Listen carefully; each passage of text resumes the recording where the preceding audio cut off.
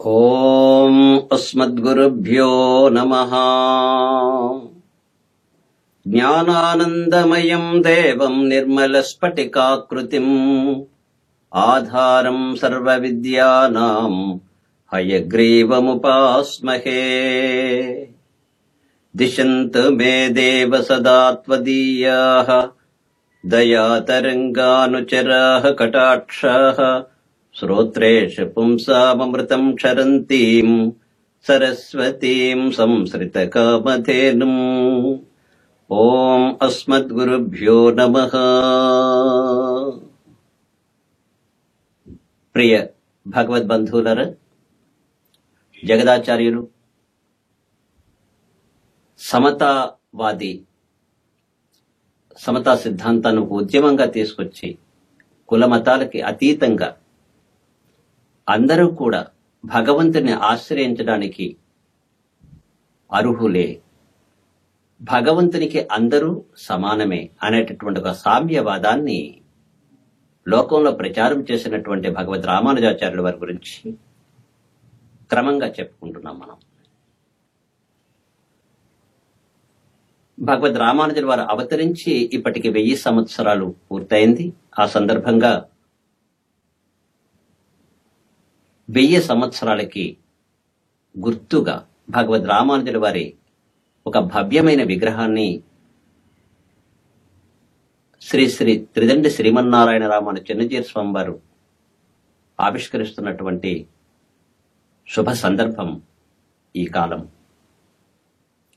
అటువంటి కాలంలో భగవద్ రామానుజుల వారిని మరొకసారి మన అందరికీ స్మరించుకునేటట్లుగా సరళమైన భాషలో రామానుజ చరిత్రని అందించడం జరుగుతోంది. రామానుజుల వారు అవతరించింది శ్రీపెరుంబుదూర్ అనేటటువంటి కాంచీపురానికి దగ్గరలో ఉంటుంది. వారు అక్కడ అవతరించారు. ఆ తర్వాత యాదవ ప్రకాశ్ మిశ్రుల దగ్గర విద్యాభ్యాసం పూర్తి చేశారు కొంతవరకు. తర్వాత అనివార్య కారణాల్లో చెప్పుకున్నాం మనం, వారు వీరిని అంతమొందించడానికి ప్రయత్నం చేయడం, అక్కడి నుంచి తప్పించుకొని వరదరాజస్వామి వారి యొక్క అనుగ్రహంతో వరదరాజస్వామి దేవాలయంలో కైంకర్యం అంటే అర్చనాది విధులు నిర్వహించటం. కైంకర్యము అంటే భగవంతునికి సేవ చేయటం అని అర్థం. అలా సేవ చేసేటటువంటి ఒక ప్రవృత్తితో వారు జీవించటం. ఆ తర్వాత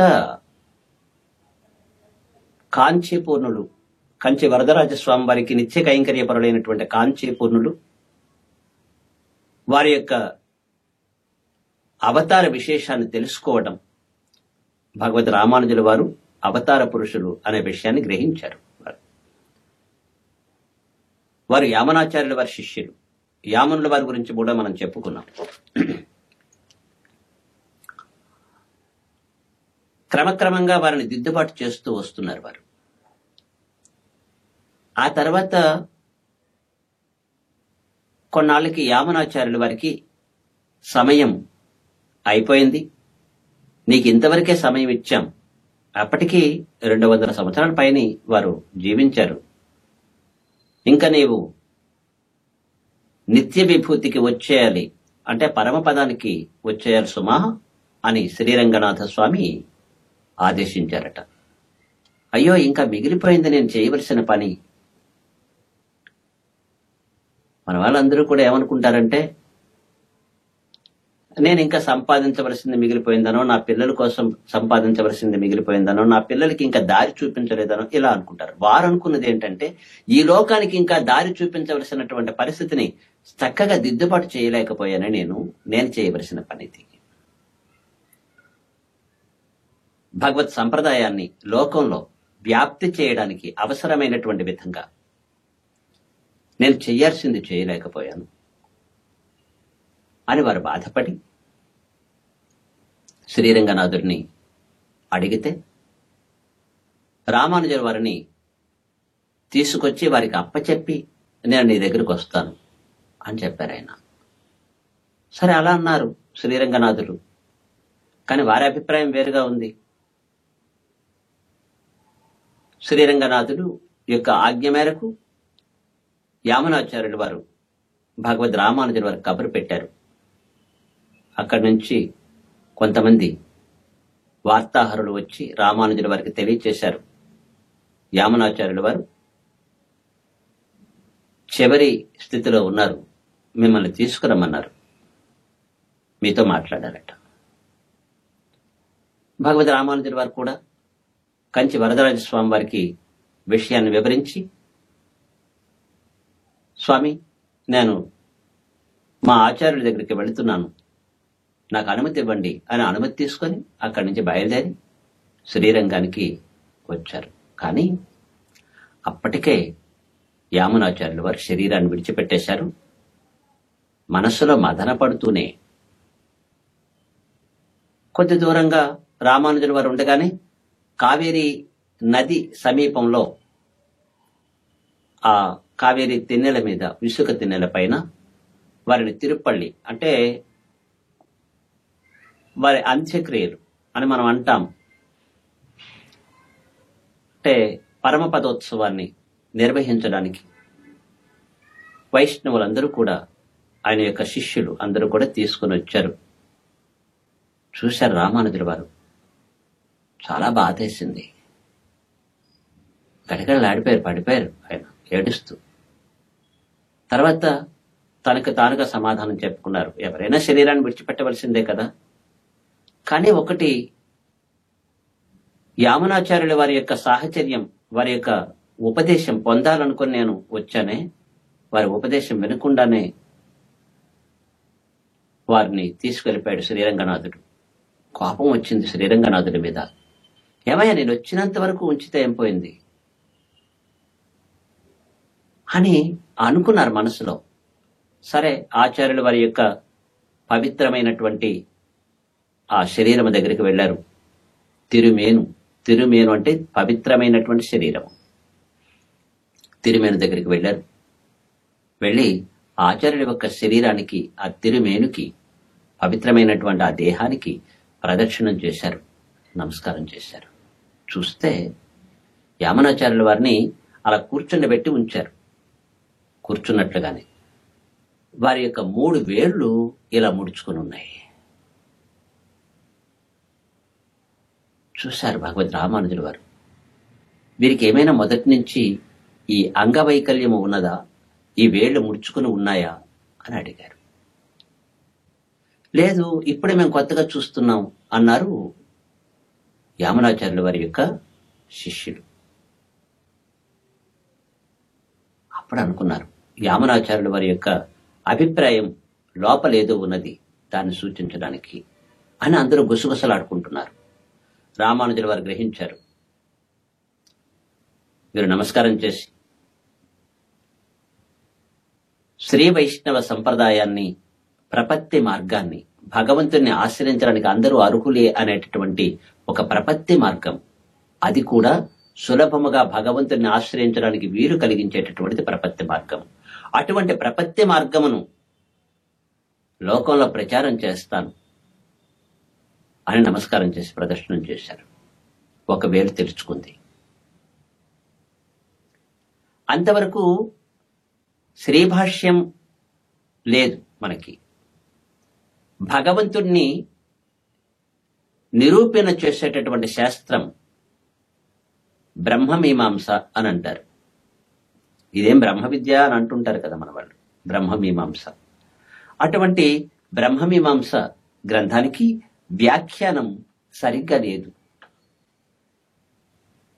అంటే శంకరుల వారు దానికి వ్యాఖ్యానం ఇచ్చారు, బోధాయనుల వారు వ్యాఖ్యానించారు, అనేక మంది తర్వాత వాళ్ళు వ్యాఖ్యానించారు. కానీ సులభముగా అర్థమయ్యేటట్లుగా, అంటే వారికి కొన్ని పరిధులు పెట్టుకొని వ్రాయటం చేత ఆ వ్యాఖ్యానం సమగ్రంగా లేదు.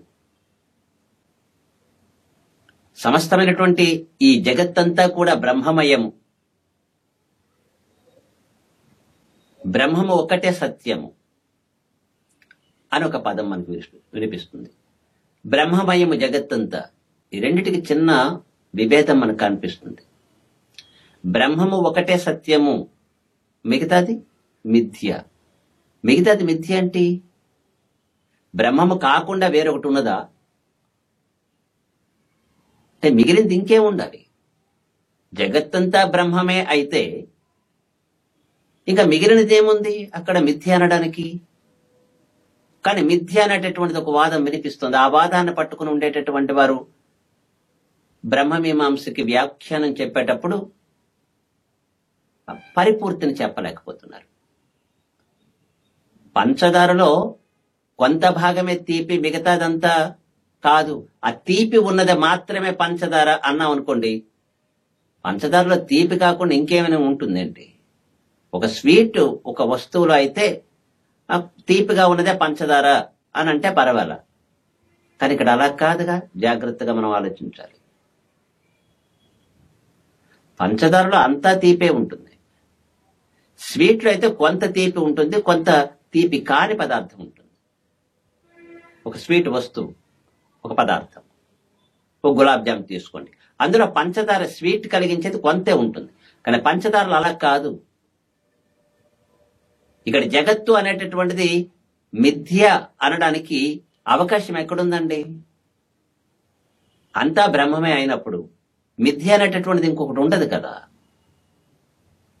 అబ్బాయి మనం అనుకుంటున్నామండి, అనుకునేది కూడా కాదు, అనుకోవడానికి కూడా లేదు. ఇక్కడ అంతా బ్రహ్మమే. సర్వం కల్విదం బ్రహ్మ, అంతా బ్రహ్మమే.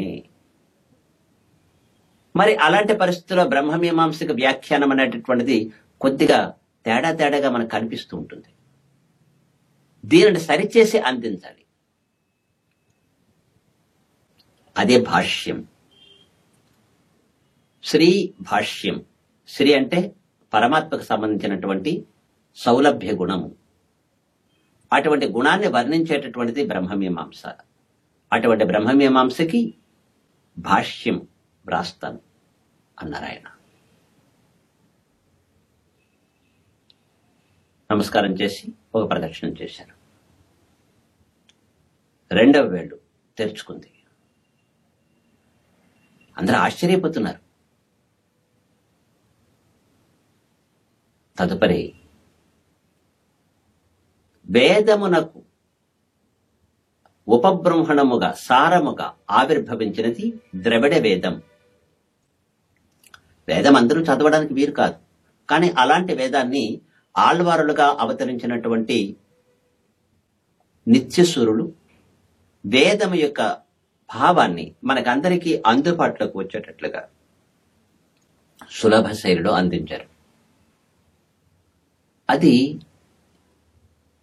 ద్రవిడ వేదం అని అన్నారు. ద్రావిడ దివ్య ప్రబంధ వాంగ్మయం. మామూలుగా చూస్తే బాహ్యంగా ఒక అర్థం కనిపిస్తుంది, కానీ లోపలగా అంతరంగా చూస్తే వేదం యొక్క అర్థం మనకు కనిపిస్తుంది.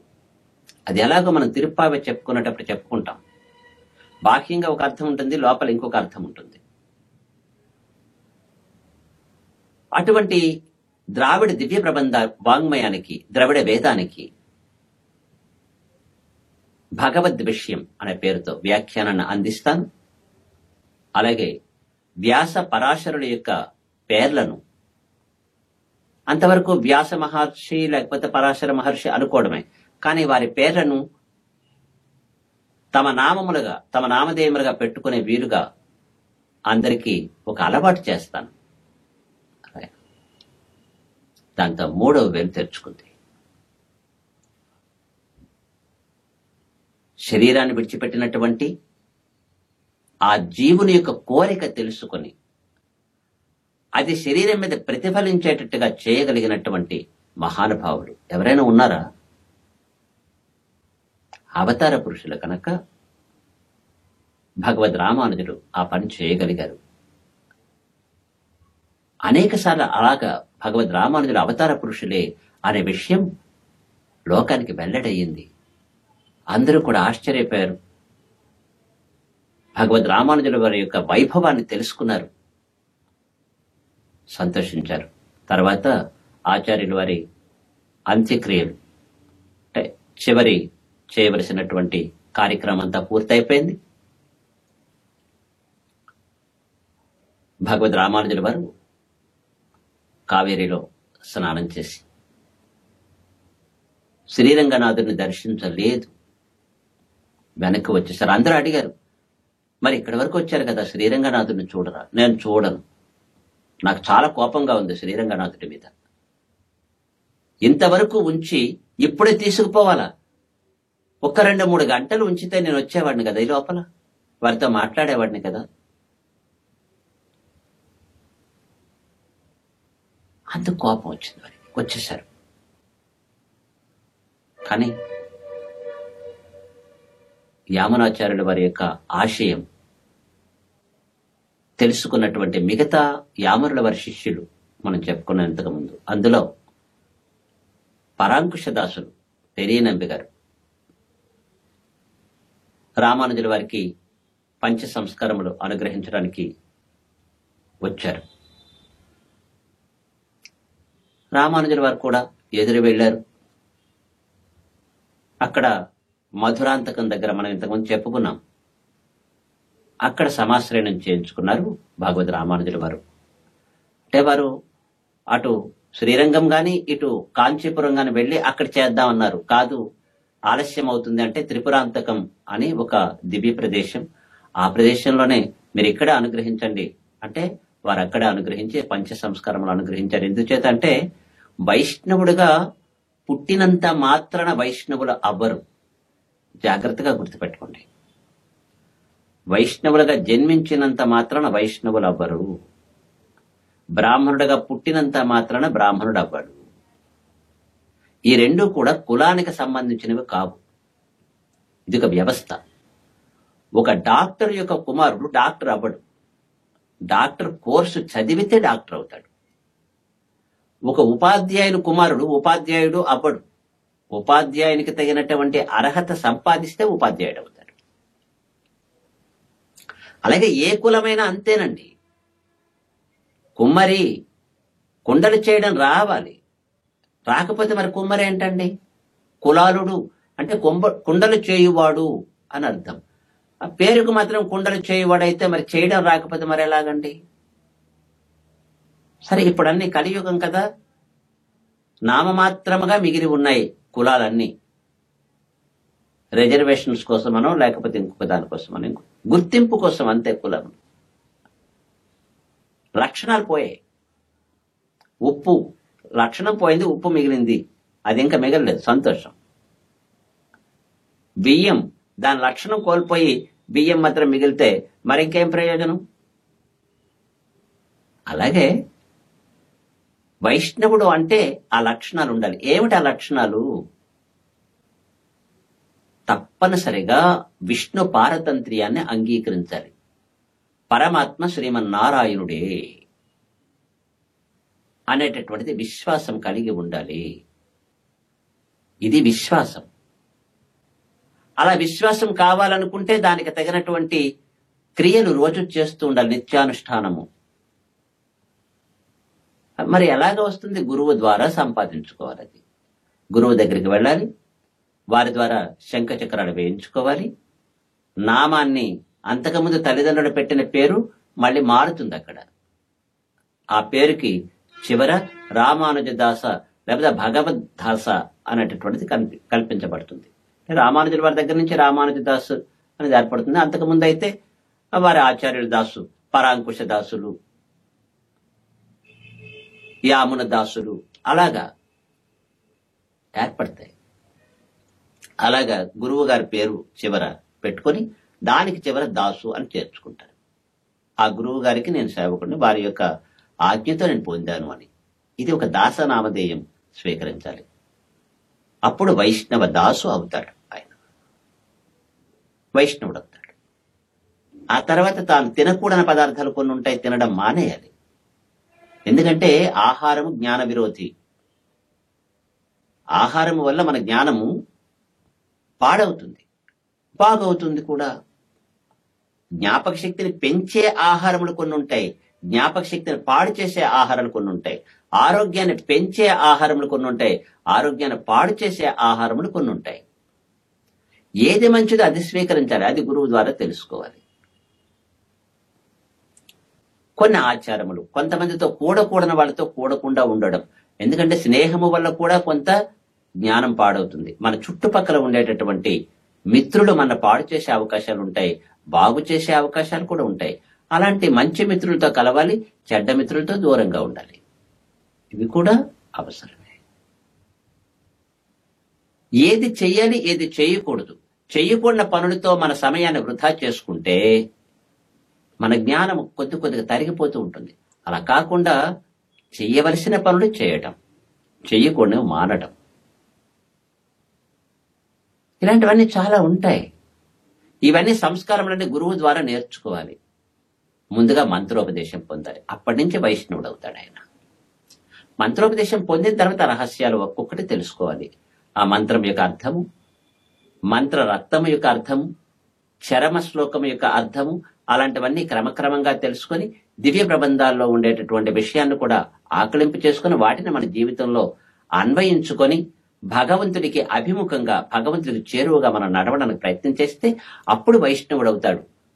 కనుక రామానుజుల వారు ఆలోచించి వైష్ణవత్వాన్ని స్వీకరించడానికి, సంపూర్ణ వైష్ణవుడిగా మారడానికి ప్రయత్నం చేయడానికి బయలుదేరారు ఆయన. ఎవరి ద్వారా తీసుకోవాలి తిరుమంత్రం? తమకు ఒక ఆచార్యులు ఉంటారు కదా, అంటే పెరియ నంబి గారు, పరాంకుశదాసన్ వారి దగ్గరికి వెళ్ళి తీసుకోమన్నారు.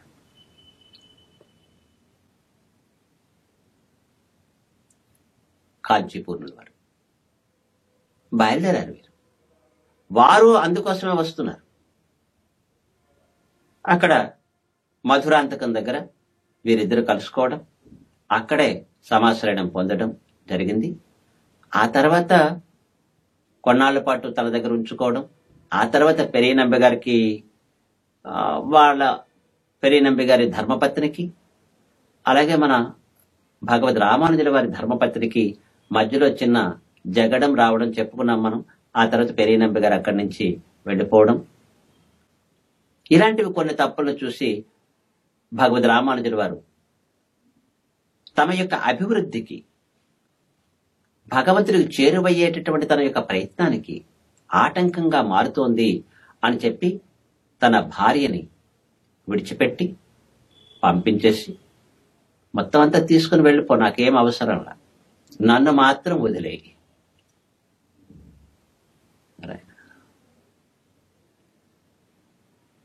జాగ్రత్తగా గమనించండి. మానవుడు ఎందుకోసం వచ్చాడు? ఏదో పశుపక్ష్యాదుల్లాగా తింటూ జీవించడానిక? సంసారం చేసుకోవడానిక? పిల్లలను పోషించడానిక? అంటే పశుపక్ష్యాదులకి మనకి ఏమి తేడా లేదా? అంటే అవి కూడా కొంత స్వాతంత్ర్యం ఉంటుంది. ఒక ఎద్దు తనకి లిమిటేషన్ ప్రకారంగా పనిచేస్తుంది, అంతకన్నా ఎక్కువ పని చెప్తే అది చేయదు. కానీ మనం అలా కాకుండా ఈ సంసారంలో పడి వీళ్ళ కోసం మనం ఎందుకు పుట్టామనే విషయం మర్చిపోతున్నాం. మానవుడు ఒక్కడికే చెందినటువంటిది. తానెందుకు పుట్టాడో గమనించడం ఒకటి, దానికోసం ప్రయత్నం చేయడం, మళ్ళీ ఇలాంటి జన్మ రాకుండాను లేకపోతే ఇంకా ఉత్తమ జన్మ పొందాలను చేసే ప్రయత్నం మనం చేసుకోవచ్చు. అలాంటి ప్రయత్నం చేయకుండా కేవలం కుక్షింబరుడుగా పొట్ట పోసుకోవడానికి మాత్రమే జీవిస్తే అది కూడా ఆలోచించాలి. పొట్ట పోసుకునేవాడు కూడా ఏదో కూలి పని చేసుకుంటే ఆ పొట్ట వరకు వచ్చేస్తుంది. కాదు, ఎవరికో మనం సేవ చేయడానికి అనుకుంటే ఎవరికి సేవ చేసినా ఒకటే కదండి. మన పిల్లలంటే మన పిల్లలేంటి, అందరూ పిల్లలే. ఇవి అజ్ఞానంతో కూడుకున్నటువంటి బంధనాలు. ఇవన్నీ బాగుపడడానికి, అందరికీ బాగుపడడానికి అవకాశం కల్పించేవిగా ఉండాలి. నేను బాగుపడ్డాను, నాతో పాటు నా భార్య బాగుపడే విధంగా తాను సహకరించాలి. ఒక ప్రయాణం చేస్తున్నామంటే, ఇద్దరం ప్రయాణం చేస్తున్నామంటే, తాను ఒక ప్రక్క వెనక్కి లాగుతుంటే మరింకెందుకంటే ఆ ప్రయాణం ఏమవుతుంది? నేను నడవలేను, నువ్వు కూడా పోకు, నేను నడవను, నడవలేకపోవడం వేరు, నడవను అనడం వేరు. అలాంటి వారిని వదిలేసుకొని మనం వెళ్ళడం మంచిది, తప్పులేదు. భార్య అనేది బాధ్యతలను పంచుకునేదిగా ఉండాలి, బాధలు పెంచేదిగా కాకూడదు. మరొకసారి వినండి, భార్య బాధ్యతల్ని పంచుకునేదిగా ఉండాలి, బాధలని పెంచేదిగా ఉండకూడదు. సంసారము మనకి సంతాపాన్ని తగ్గించేదిగా ఉండాలి, అంతేగాని తాపాన్ని పెంచేదిగా ఉండకూడదు. సంతానము సంత్రాతయతి మనని తరింపచేసేదిగా ఉండాలి. వాళ్ళు తరించాలి, వాళ్ళు బాగుపడాలి, అంతేగాని మనని పాడు చేసేదిగా ఉండకూడదు. కనుక భగవద్ రామానుజుల వారు భార్యని విడిచిపెట్టి వారిని పంపించేసి వరదరాజస్వామి వారి సన్నిధికి చేరి, నేను ఇంకా సన్యాసం తీసుకుంటానన్నారు ఆయన. కాంచీపూర్ణుల వారి యొక్క ఆధ్వర్యంలో ఆశ్రమ స్వీకారం చేశారు. అక్కడి నుంచి త్రిదండ సన్యాసం, అంటే 3 దండములు. ఎందుకు ఈ 3 దండములు? చాలా మంది అడుగుతుంటారు, ఏమండి మీ ఆచార్యుల వారు ఇలాగ 3 దండములు ఉంటాయండి, ఏవో కర్రలు ఉంటాయండి, అవి పట్టుకుంటారండి, ఏమిటి ఆ కర్ర? ఆ పైన ఏదో తెల్లటి గుడ్డ ఒకటి ఏలాడుతూ ఉంటుంది, అది ఏమిటండి? వారు చెప్పారు చాలాసార్లు, కొన్ని వీడియోస్ అవి కూడా మనకి వైరల్ గా తిరుగుతున్నాయి మన యూట్యూబ్లో. 3 తత్వములు మేము విశ్వసిస్తాం. అహం బ్రహ్మస్మి, నేనే బ్రహ్మను కాదు. బ్రహ్మ పదార్థం వేరుగా ఉంది, పరమాత్మ వేరుగా ఉన్నాడు. ఆయన ఈ అంతర్లీనంగా ఉన్నాడు అందరిలో కూడా, నాలోను నీలోను ఈ ప్రపంచం అంతా కూడా. ఎలాగున్నాడు అంటే నేనే అంతా బ్రహ్మమే అన్నట్లుగా నిండి ఉన్నాడు ఆయన. అది సత్యము.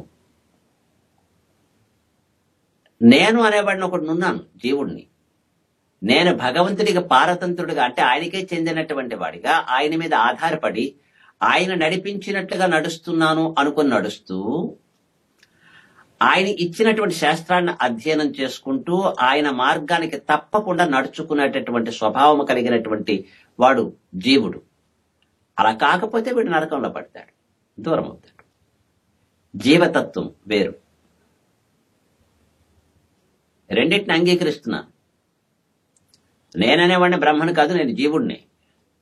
నేను బాగా ఉంటే పరమాత్మకు అనుకూలంగా ఉంటే ఆయన అనుగ్రహాన్ని పొందుతాను, లేకపోతే నశిస్తాం. ఏది మంచిది ఏది చెడుది అని చెప్పేటటువంటి శాస్త్రం ఒకటి ఉన్నది, అది భగవంతుడు ఇచ్చింది, దాన్ని అనుసరించి నడవాలి. అంతేగాని నేనే బ్రహ్మని, అంతా బ్రహ్మమే కాబట్టి నేనేం చేసినా పర్వాలేదు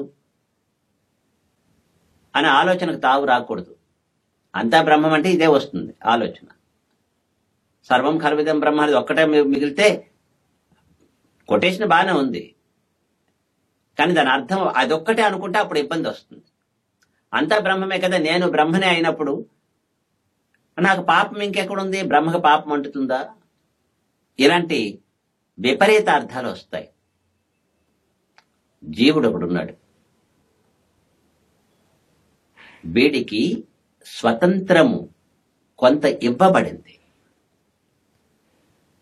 బాగుపడడానికి చెడిపోవడానికి. బాగుపడే ప్రయత్నం చేస్తే బాగుపడడానికి పరమాత్మ సహకరిస్తాడు, చెడిపోవడానికి ప్రయత్నం చేస్తే దానికి కూడా సహకరిస్తాడు, ఆ చెడు ఫలితాలను నీ చేత అనుభవింపచేస్తాడు. ఈ 2 ఆలోచనలు దేని వల్ల వస్తున్నాయి? ప్రకృతి వల్ల వస్తున్నాయి. ప్రకృతి సంశ్లేషణం. శరీరం ఒకటి ఉన్నది, ఈ శరీరం ప్రకృతితో ఏర్పడింది. ఈ ప్రకృతిలో కూడా పరమాత్మ ఉన్నాడు. ఈ విషయాన్ని కాస్త వివరంగా అర్థం చేసుకొని ఈ 3 తత్వాన్ని మేము అంగీకరిస్తున్నాం. ప్రకృతి తత్వము, పరమాత్మ తత్వము, జీవతత్వము.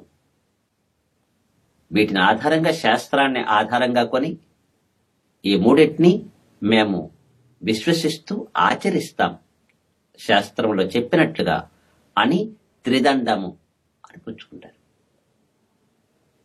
దానిపైన ఒక తెల్లటి గుడ్డ ఒకటి ఉంటుంది. అది ఎందుకంటే సత్వగుణానికి ప్రతీక, తెలుపు. సత్వగుణము అంటే పరమాత్మకు చెందినది. ఆ పరమాత్మ యొక్క గుణాన్ని మేము వ్యాపింపచేస్తాం, అదే ఎగురవేస్తాం పైన. ప్రపంచమంతా కూడా దాన్ని చాటింపు వేస్తాం. పరమాత్మకు చెందినటువంటి గుణాన్ని మనం స్వీకరించి ఆచరించాలి సుమా. అదిగో ఆ విధమైనటువంటి ఈ త్రిదండి సన్యాసం స్వీకరించారు భగవద్ రామానుజుల వారు. కాంచీపురంలోనే ఉంటున్నారు. కంచి వరదరాజ స్వామి వారి యొక్క సేవ చేసుకుంటూ అక్కడ కార్యక్రమాలు నిర్వహించుకుంటూ ఉన్నారు భగవద్ రామానుజుల వారు. ఆ తర్వాత వారికి ఒక్కొక్కరుగా చేరువవుతూ ఉన్నారు శిష్యులు. ఇక్కడ ఈ సన్యాసము ఏమిటి? సన్యాసం అంటే మీరు అభిప్రాయం వేరు. ఇక్కడ సన్యాసం వైష్ణవ సన్యాసంలో తేడా ఉన్నది. అదేమిటో తర్వాత ఎపిసోడ్ లో చెప్పుకుందాం. యో నిత్యమచ్యుత పదాంబుజయుగ్మ రుక్మ వ్యామోహతస్తదితరాణి తృణాయ మేనే అస్మద్గురోర్భగవతోశ్చ దయైక సింధోః రామానుజస్య చరణౌ శరణం ప్రపద్యే. నిత్యము భగవంతుని చరణారవిందములు తప్ప మిగతా అన్యమైనటువంటివన్నీ గడ్డిపోచవలే భావించినటువంటి భగవద్ రామానుజుల వారి యొక్క శ్రీచరణములను ఆశ్రయిస్తూ రామానుజారి దివ్యాజ్ఞాం వర్ధతామభివర్ధతాం.